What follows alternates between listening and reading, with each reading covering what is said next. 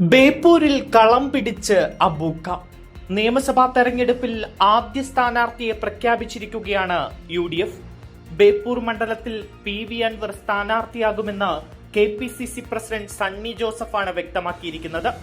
മറ്റ് 139 മണ്ഡലത്തിലും സ്ഥാനാർത്ഥികൾ ആരെന്ന അന്തിമ തീരുമാനമായില്ലെന്നിരിക്കെ UDFൽ സജീവ പ്രചാരണത്തിലേക്ക് കടക്കുന്ന ആദ്യ ആളായിരിക്കുകയാണ് അൻവർ. CPM തങ്ങളുടെ ഉറച്ച കോട്ടയായി കണക്കാക്കുന്ന ബേപ്പൂരിൽ മന്ത്രി മുഹമ്മദ് റിയാസിനെതിരെ അൻവറിനെ UDF സ്ഥാനാർത്ഥിയായി നിശ്ചയിച്ചത് ചിലതൊക്കെ കണക്കുകൂട്ടി തന്നെയാണ്. 2021 28,747 വോട്ടിന് റിയാസ് വിജയിച്ച ബേപ്പൂരിൽ ഇത്തവണ വിജയം ഉറപ്പിച്ചു തന്നെയാണ് UDFും അൻവറും കരുക്കൾ നീക്കുന്നത്. മണ്ഡലത്തിൽ ഏറെക്കാലമായി സജീവമായ അൻവർ കുറച്ചു ദിവസങ്ങൾക്ക് മുൻപ് അനൗപചാരിക പ്രചാരണം ആരംഭിച്ചിരുന്നു. ഇനി സ്ഥാനാർത്ഥിത്വം ഔദ്യോഗികമായി പ്രഖ്യാപിക്കും മുൻപ് പ്രചാരണ രംഗത്ത് കൂടുതൽ സജീവമാകും.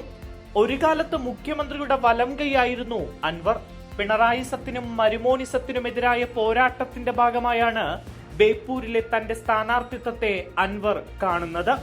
ബേപ്പൂരിൽ കളം പിടിക്കുന്നതിൽ അൻവറിന് ഗുണകരമായതും പിണറായിക്കും റിയാസിനുമെതിരായ ഈ നിരന്തര ആക്രമണങ്ങൾ തന്നെ. ഭരണവിരുദ്ധ വികാരം പ്രതിഫലിക്കാൻ ഏറ്റവും സാധ്യതയുള്ള മണ്ഡലമാണ് ബേപ്പൂരെന്നും അത് മുതലെടുക്കാൻ അൻവറിന് കഴിയുമെന്നുമാണ് UDF കണക്കുകൂട്ടുന്നത്.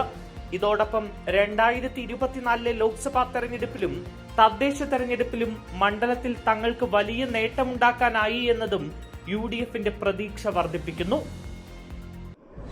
Like, share, subscribe.